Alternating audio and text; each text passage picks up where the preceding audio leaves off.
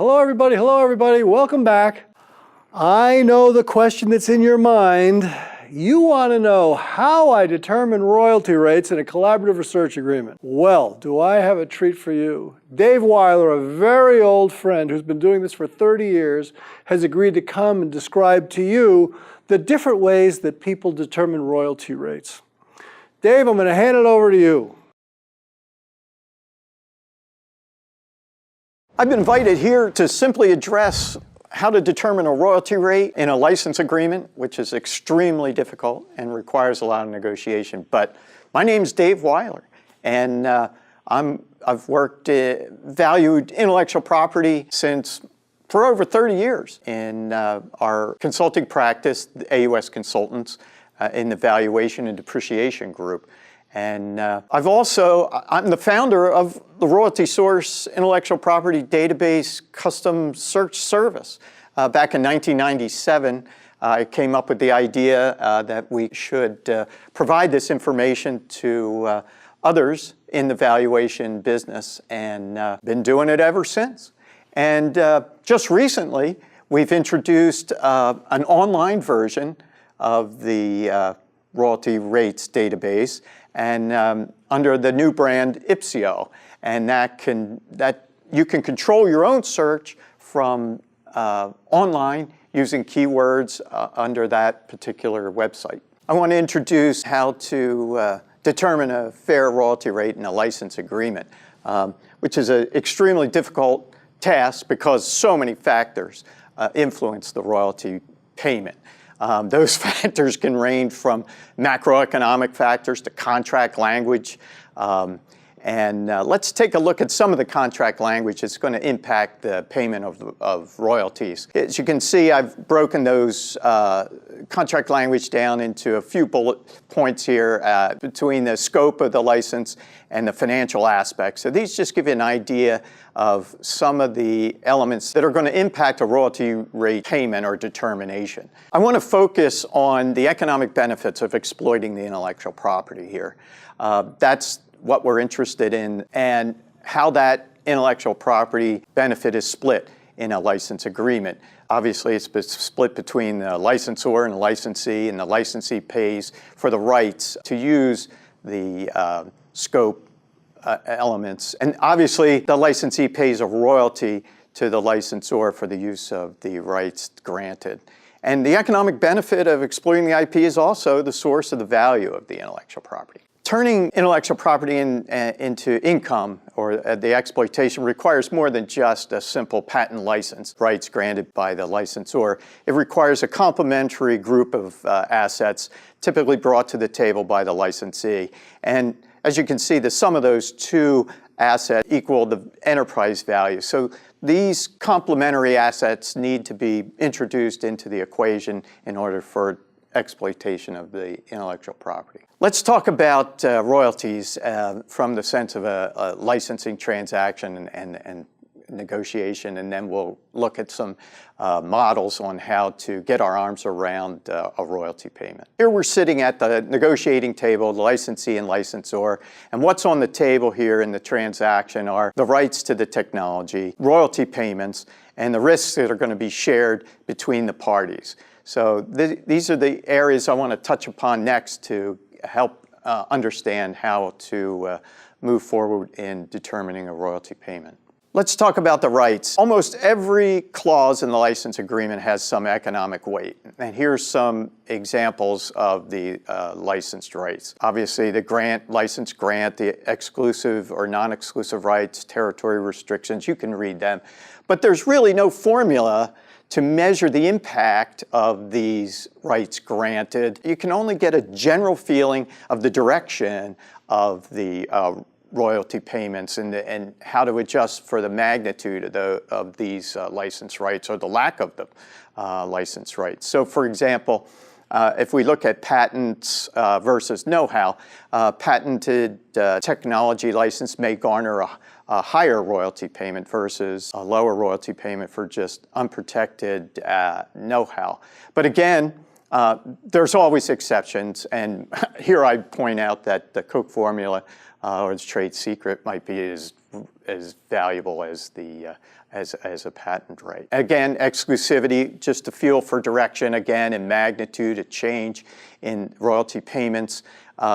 Exclusive versus non-exclusive rights. There may be a premium paid for the use of exclusive rights to the intellectual property versus non-exclusives. I've seen royalty payments for exclusivity rights being double that of non-exclusive rights in license agreements that are released to the public. Also on the negotiation table is the risk assumed by each of the parties and how that's negotiated. And rather than touch upon all the risks and how those risks are split based upon the financial aspects of the license, and I simply show here an allocation based upon some risk boundaries. So for example, the licensee can take all the risk of developing the technology and exploiting the technology outright through a paid-up license. So the licensee would make a payment, one-time payment, perhaps on the low end of the range, compared to the other side or the other boundary, which would be the licensor could develop the technology and complementary assets and then license those out at a higher royalty payment. So there's lots of different risks being discussed at the negotiation table, and I just simply show here the boundaries of those risks. Payments of royalties can take various forms. I just spoke about a paid-up license. That's a simple royalty amount.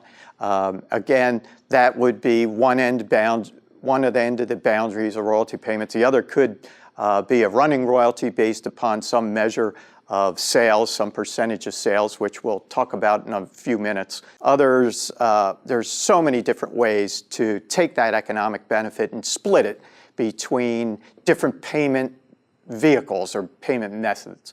Here, for example, the licensor could grant a royalty holiday for a couple of years while the licensee begins to develop and exploit that technology. But given that upfront holiday, some future payment of royalty would likely be higher had that holiday not been granted.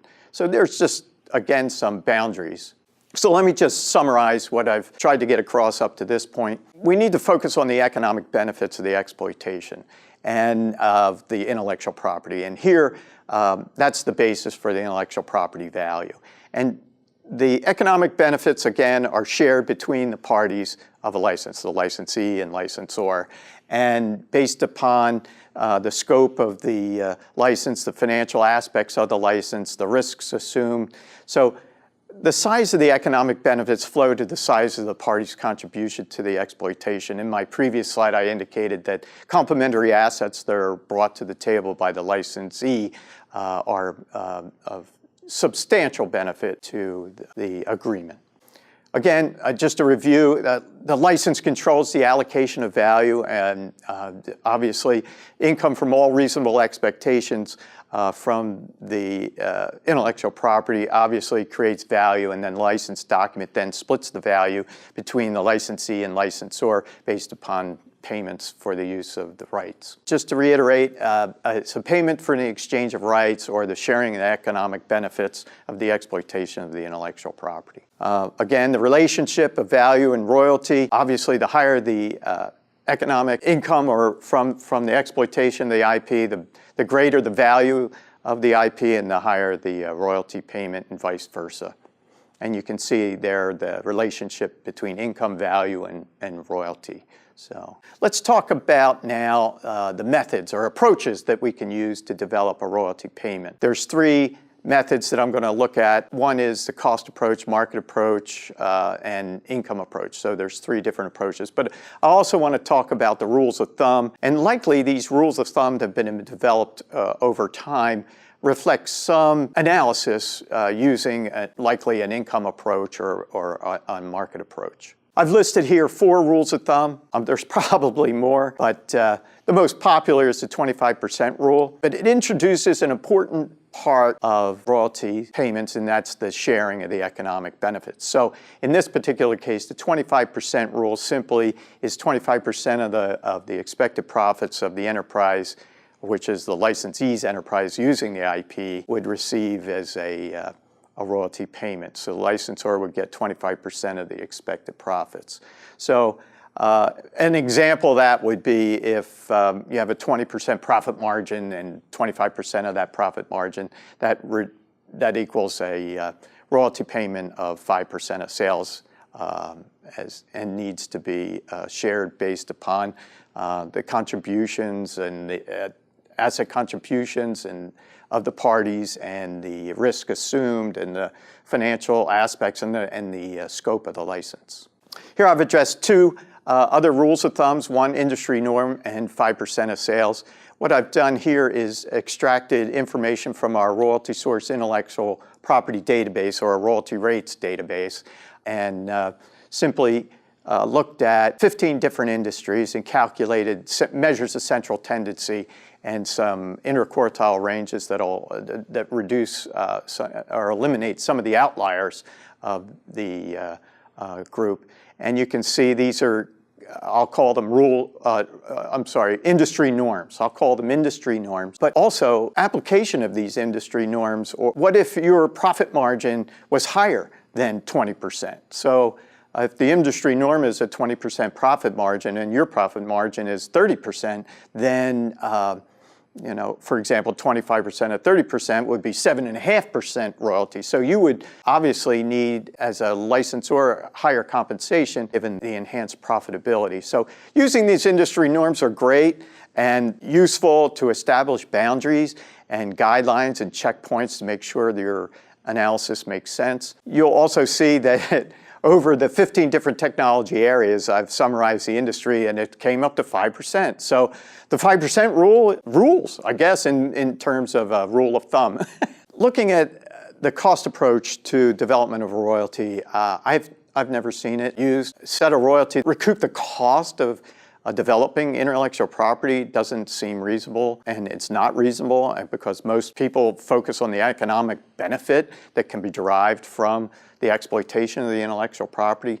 So setting a royalty rate to recoup zero or little cost makes very little sense when the economic benefit or the income from the exploitation of the technology is far more. For example, the discovery of aspartame, the sweetener, was come upon by accident. So there is no cost or little cost in the development of that technology. All right, let's look at the market approach. Simply, it's looking for comparable transactions in the marketplace. And where do we get these comparable transactions? They're reported in the public by companies with publicly traded stock who's must file a license agreement because that license is material to their business. So we look to the SEC filings for sources of that information for the development of our royalty rates database. We need to look for what royalties have others paid or received. And we've touched briefly upon the industry standards as a guide. What's important to remember here is that the market approach leads us to the royalty payment to the licensor. So the split of the economic benefit and the risks have already taken place, and we go directly to experience of payment. So we need to ask ourselves a couple questions. Can sufficient market data be obtained? Is the market data comparable? Does the market data present arm's length transactions? We need arm's length transactions between unrelated parties, and there has to be, by either party, no compulsion to act. So one party could be under financial distress or unusual growth expectations and want to out-license technology or in-license at rates that were probably not market-based because they're under compulsion to act there. And we don't want any related party transactions. It's like doing a deal with a relative, giving them a special price. Can sufficient market data be obtained? The answer is yes. The number of transactions may be limited, but certainly market data is out there from the US SEC filing database or the EDGAR database. The EDGAR I think it means Electronic Data Gathering and Analysis and Review Database. So certainly there's transactions out there. We have mined those transactions in our Royalty Source royalty rates database. We've offered that in an online format also. The royalty rates database is more of a concierge type service. The online service is what we're branded as Ipsio, and you'll have the ability to search for transactions yourselves in that environment. The timing of the transactions is very important. We got to make sure that the transactions are relevant in a most recent time frame, close to our negotiation. We found that perhaps maybe transactions 5 years or 8 years old could still be relevant. But I wouldn't discount older transactions because those transactions offer directional information as well and can give you some benchmarks as to what is similar. Is the market data comparable? I just want to say there's no exact comparable out there. When you search for market comparable licenses, you need to consider the technologies that are similar in nature to your target. Some that could probably compete with you or replace your technology. I mean, an exact comparable just is not available. So you need to think in terms of proxies or similar licenses. You could get a group of market licenses and you'll have to consider adjustments to those licenses. And let's take a look at some of those adjustments. Okay, so if you have a couple license agreements that you found in the public environment and you comparing those licenses to your negotiation or your targets or your ideas of what would be a good license deal. And these are some of the elements to consider for benchmarking comparability. Obviously, there's more. I've just simply listed 9. And each one of these benchmarks has some impact on an adjustment to the royalty rate.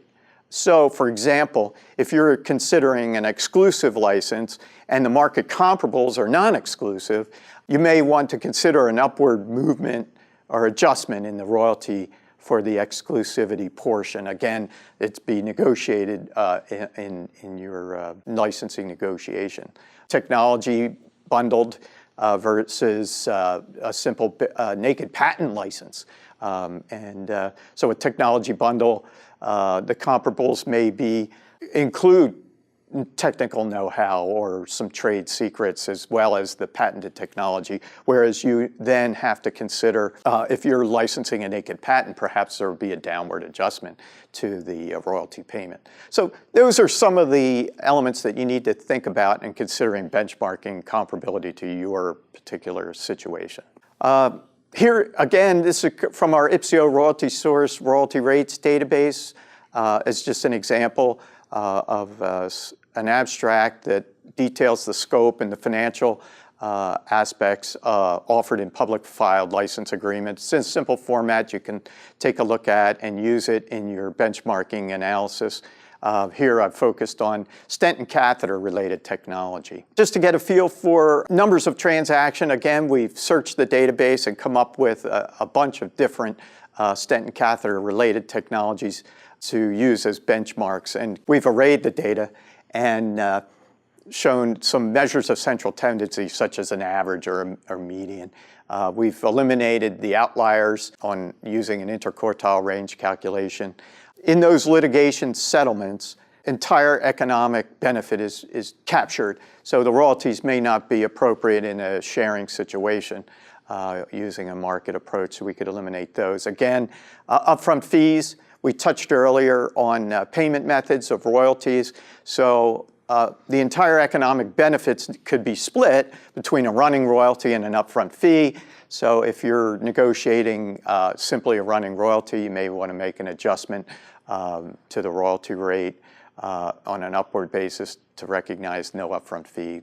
So those kind of directional adjustments need to be made when thinking about market comparables.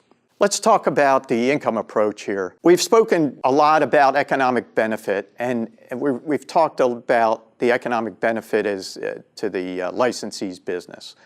So we try to measure the economic benefit by some method of excess earnings. And those excess earnings usually derive from some type of premium pricing in the marketplace through perhaps a patented protected product, or the cost savings as a result of some patent for manufacturing cost saving. But unlike the rules of thumb in the market approach, the income approach measures the entire economic benefit of the intellectual property. So that economic benefit needs to be split between the scope and financial aspects of the license and the risk borne by the parties and the contributions made by the parties, as we've previously discussed. So let's take a look at some illustrations of deriving excess earnings, from the economic benefit of exploitation. Okay, so we need to ask ourselves a couple questions before we go applying the income approach, and that is, can the income attributable to the asset be reasonably estimated? Can you forecast it? Is there a basis for the estimates? We can't just simply put rose-colored glasses on and estimate some hockey stick type growth pattern. We need to be based in some kind of reasonable forecast. Can the economic life of the asset be reasonably estimated? We know patents have a statutory life, but they also have an economic life. There may be a product introduced in the marketplace that shortens the statutory life and to maybe an economic life of 5 years. So you're only going to be generating income for 5 years and not the statutory life of the patent. So can you get a feel for that going forward? Can the risk of this income be reliably estimated? We need to consider competing products, industry trends, macro, microeconomic factors. Does the forecast actually make sense?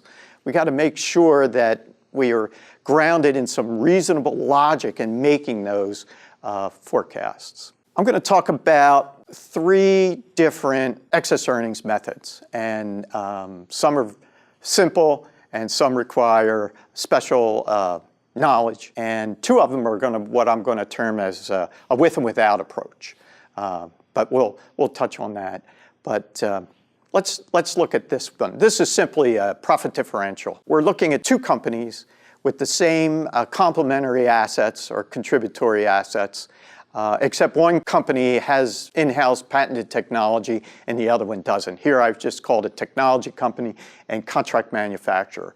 So the same assets are resident in each business except for the patent. So in determining excess earnings, we could see that the operating income margins are thicker in the technology company versus the contract manufacturer. And the difference between the 2 is simply the value of the patent. So this gives one indication of the excess earnings attributable to the patent. And we'll get into a much more detailed explanation of this as we move forward. But just keep this in mind as with and without approach. And again, I want to emphasize that the 5% is simply payment for the use of all the economic benefits of the exploitation of the intellectual property or the excess earnings. That needs to be negotiated or shared between the parties to the agreement based upon what we've talked about previously, the scope of the license, the financial aspects, the risk borne and by the parties and the contributions made. So let's take a look at the second approach. This second approach is a simple discounted cash flow model. And we'll see 3 different scenarios to use to develop or get our arms around the economic benefit associated with the intellectual property. So valuation-specific knowledge is required. Probably you've built some business model or business forecast that you can use to develop this discounted cash flow model. But again, we're focusing on the licensee's business, the economics of the licensee's business. So essentially what I've calculated or shown here is cash flow from that business and develop the value of the licensee's business in a base case scenario without the impact of the intellectual property.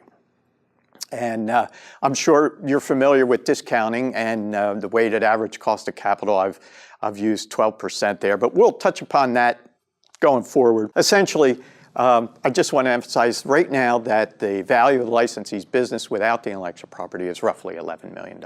So that's the without piece. Now we're going to look at the licensee's business with the implementation of or the exploitation of the intellectual property at this point. And for this illustration, I've simply assumed that the cost of goods sold are less because the patent relates to some manufacturing process technology that saves on, I don't know, raw materials. Instead of using oil, we're using honey. And the price differential is reflective in the cost of goods sold. So obviously, if there's less cost, there's greater profit margins. And the value of the licensee's business from incorporating the intellectual property into the model increases. So the intellectual property is resident in the present value of the future stream of income because of the increased profit margins. And here, the example I've shown is $14 million. Finally, the last discounted cash flow model here includes, or I've imputed, some royalty payment, and you can see that royalty expense or payment relates to 4% of sales. So what we're trying to do is simply recognize that additional expense and so that the value of the licensee's business goes back down to $11 million.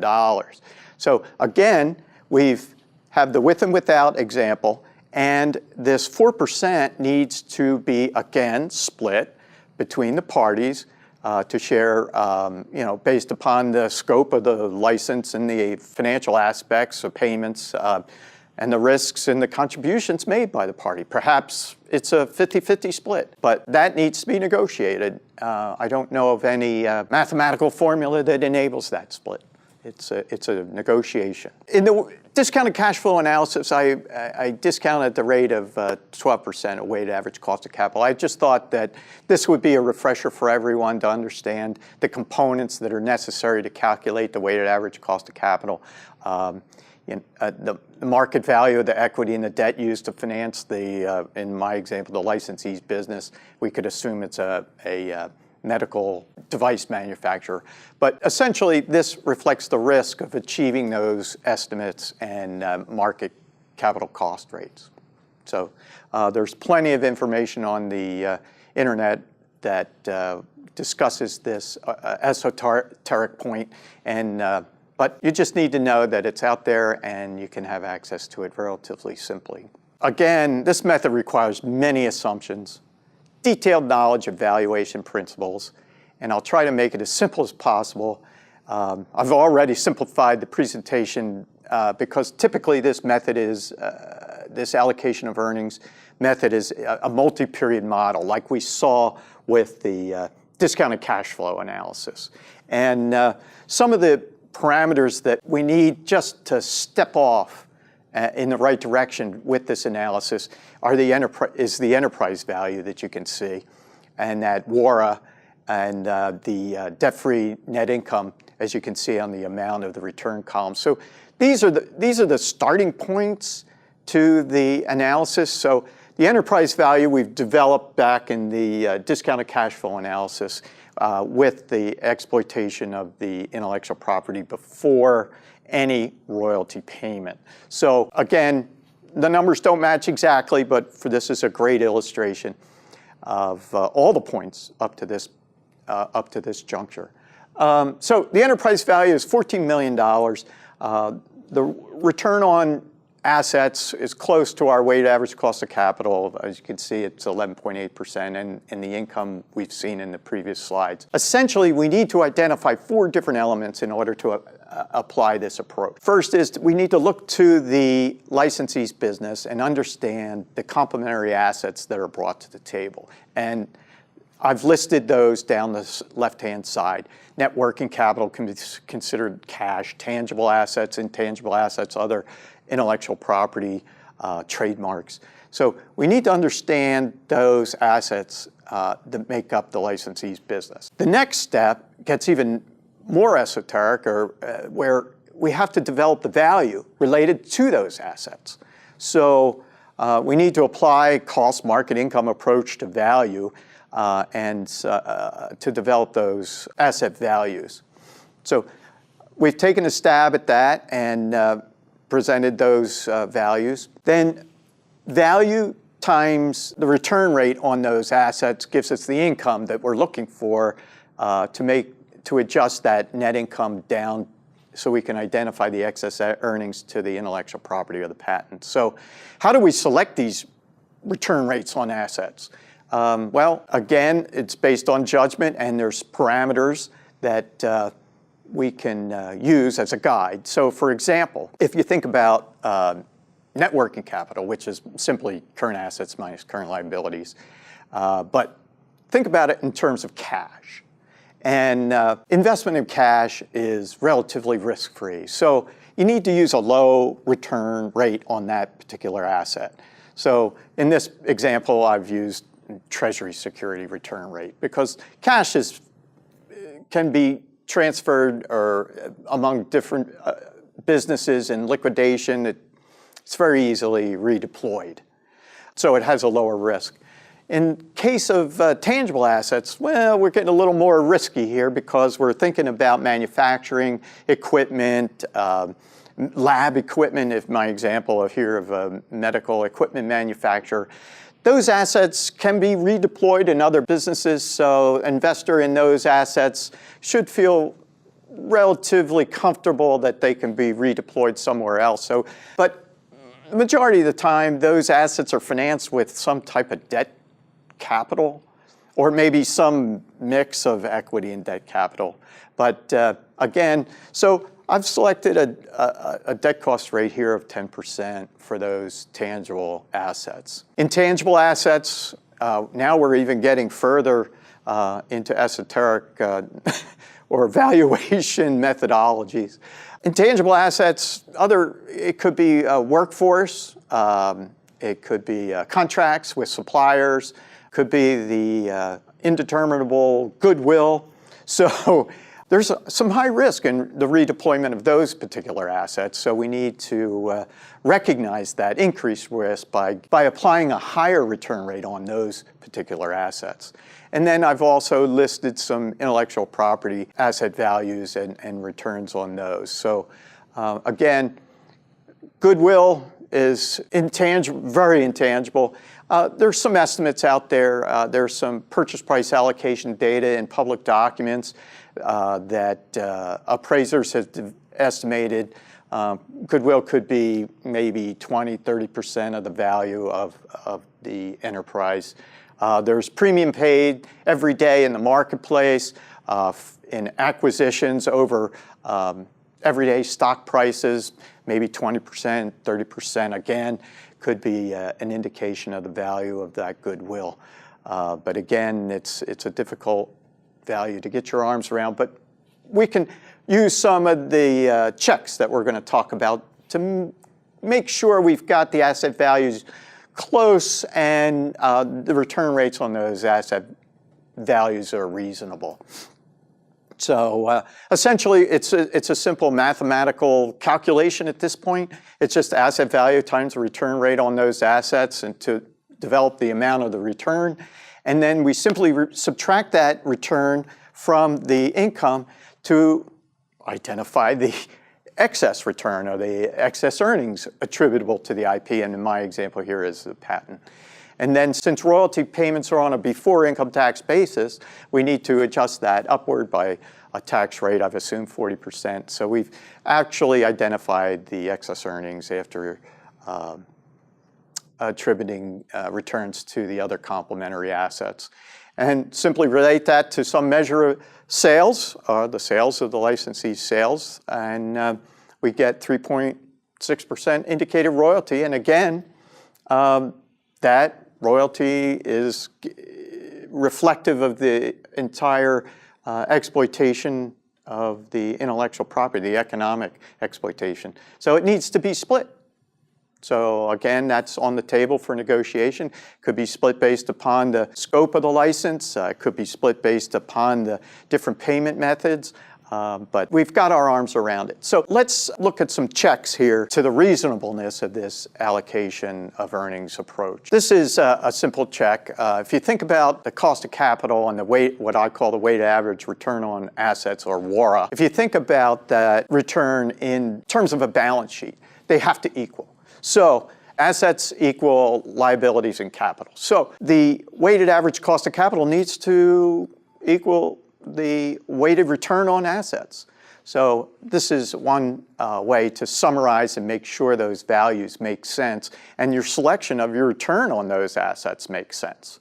So to the extent that the weighted average cost of capital and the weighted return on assets are close or similar, you can feel relatively comfortable that you've got a good estimate of the values and return rates. Again, this is simply a map of investment vehicles and their return rates. And you can see they're from virtually no risk, like a treasury bill or a CD, or a low risk investment to a high risk investment, venture capital, early stage, 50%. So these are the parameters that you need to think about when selecting a rate for applying that excess, measuring those excess earnings in that excess earnings approach. So this just gives you a little map. So again, in closing, I just want to emphasize the licensing transaction is controlled by the economics of the licensee's business. And we've focused our income approach on that.